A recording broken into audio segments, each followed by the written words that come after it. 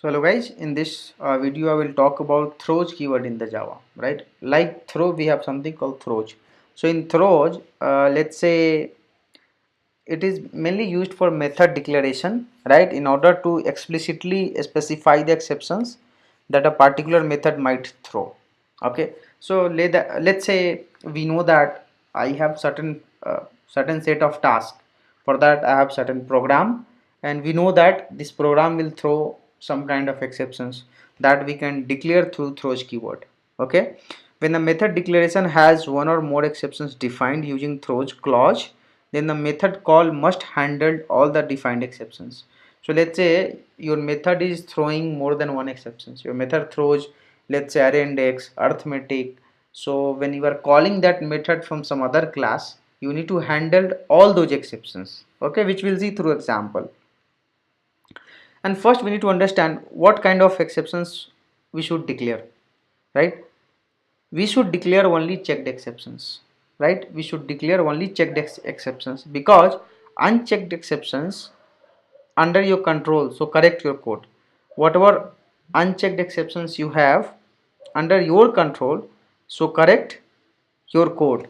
So whatever unchecked, let's say null pointer, array index, out of bound, so it's under your control, right? But checked exceptions, let's say input output, let's say SQL exceptions, file not found exceptions, that you need to declare through throws keyword. And error beyond your control, so you are unable to do anything if error comes, like virtual machine, stack overflow, so you cannot do anything with the error. When error comes, you cannot do anything. So only what you can work on that through throws keyword is, what you can declare is only checked exceptions, right? Look at the example here. In this I have a method, okay, and this method throws input output. This method throws input output. So I have a throw here, same time I am writing here throws, same time I am writing throws. So when I will write here throws, and when you will call this method validate age, it will force you to write the implementations for that. Okay, it will force you to write. So the above example, it will throw input output, so that whenever we call this method from any class, it will force us to handle the exceptions, which I will show you. uh, Let me show you in the Eclipse.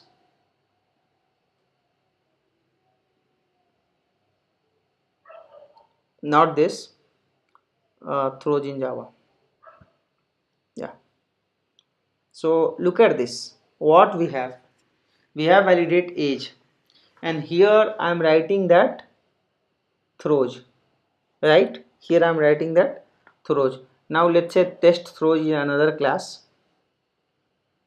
In the main method, I am making the object of that class, and I am calling the method validate age. So let's say if I remove this, see, I am getting a compile time error. Why? Because method has throws. So this guy will force me to handle that.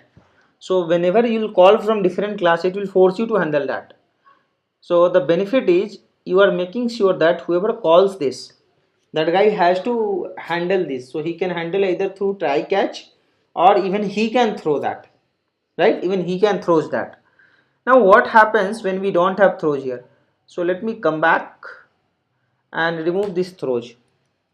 Okay, remove this throws. So what happens when you remove this throws, and when you are throwing input output, you have two throws, there is no other go. Okay, when you are throwing input output, which is checked exceptions, so whenever you throw checked exceptions, your method has to throws. Your method has to throws. Why? Because when somebody else will call this method, right, the compiler will force that particular person to handle the exceptions, right? So this is the main benefit of throws keyword. Now look at the another example, example 2. So here what we have is, we have one method which throw input output, right? The second method which call the first method. So when the second method call the first method, now let me remove this. When I remove this, I will get an error here. Why? Because my test1 method throws input output exception. So I have to handle that. Either I have to handle that, or I can throw just like this. I can just throw here also. Click on that.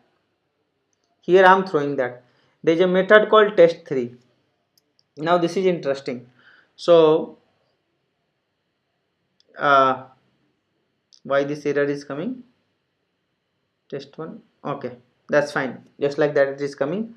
There is a method called test3. Now in the test3 I am calling the test2. So when I am calling the test2, I can handle the exceptions through try catch here, right? I can handle the exception through try catch here. So when this guy will call the method, so whenever error comes we can just clean that, the error will go off. So when this guy will call test2, what happened? It's not going off. One second. Okay. This curly braces was missing here, so it went off. So when test3 will call test2, so this guy will get called. This guy will call test1, so this guy will get called. So basically test1 will throw these exceptions, device error, right, and it will go to the catch block, exceptions handled. Okay, so this will get executed, and then after this test3 we have a normal flow, so this line will get executed. So let me run this program.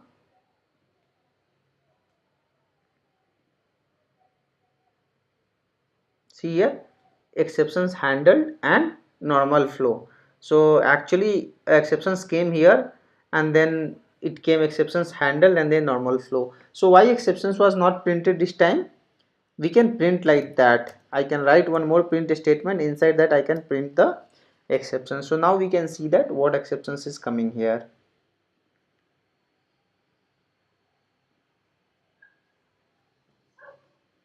See here, input output device error came, then exceptions was handled because it went to the catch block, and then normal flow. So when this method was called, this called internally test1, so it came device error, then exceptions was handled, it went to the catch, and then normal code will got executed. Now look at the example 3. Here we just have input output exceptions. So this is pretty simple. When you try to call that, okay, from other method, okay, when you try to call this method from different class, so you are throwing the exceptions, right? So what happens? Your exceptions will come here and it is not handled, so this will not get executed. Normal flow will not get executed because this is not handled, because this method also, your main method is throwing input output. So let's see what happens here.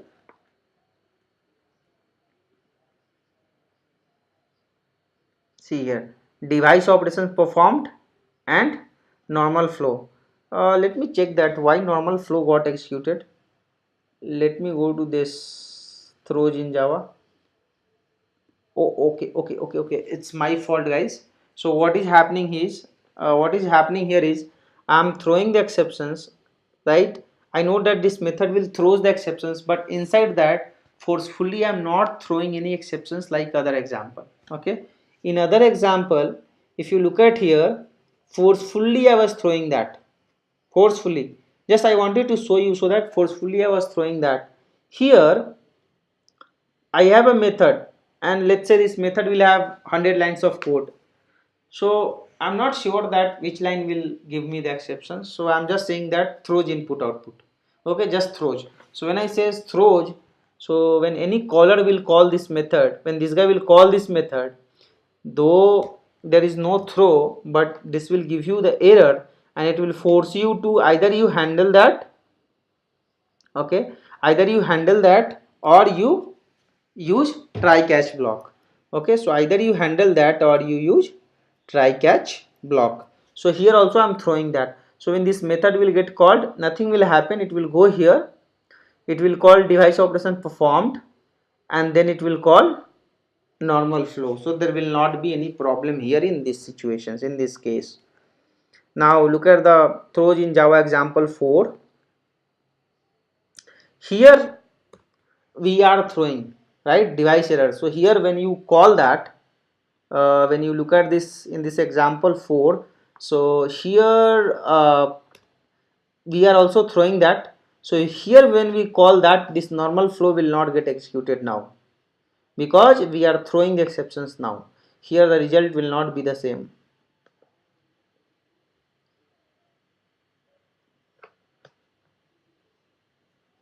See, look at here, device error came, right? Exceptions, we are throwing that and we are not catching that, so this guy will not get executed.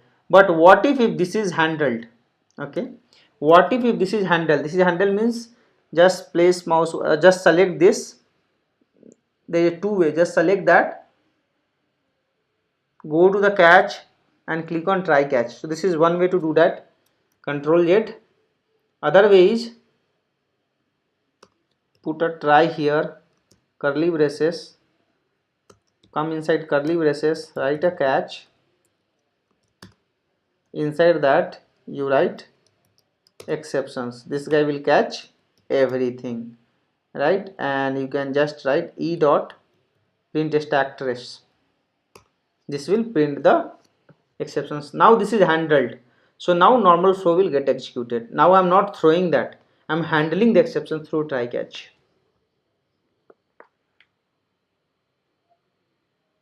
See here, normal flow got executed. So device error came, but even after that normal flow got executed because it was handled. Now let me go to, okay, so this is something you can read, what happens when you declare throws keyword. So you can read that. I have given very good notes, so you can read that. It's up to you how do you read that, because everything I have documented in the PDF, so you can just go through once. Now also you can read the difference, like what does mean by throw and what does mean by throw. So throw keyword is used to throw the exceptions from or within a method. When a throw statement is encountered and executed, uh, execution of current method is stopped and returned to the caller. Throws keyword is used to declare that a method may throw one or more exceptions. The caller has to catch the exceptions. Catching is optional if the exceptions are of type unchecked. So if it is unchecked, catching is not required. If it is checked, checked means input output SQL file not found, it is a mandatory to handle that. Okay, this you can read that. So you can look at the example here. It's a delete file method. Okay, throws in Java. So what you have is, sorry, throw in Java, what you have is delete file. So I'm throwing that file not found. Okay, this is again the example of checked exceptions. So I'm saying that if file exists not, like if file is not exist, throw that file not found exceptions, right? Not exist, and if it exist, delete the file.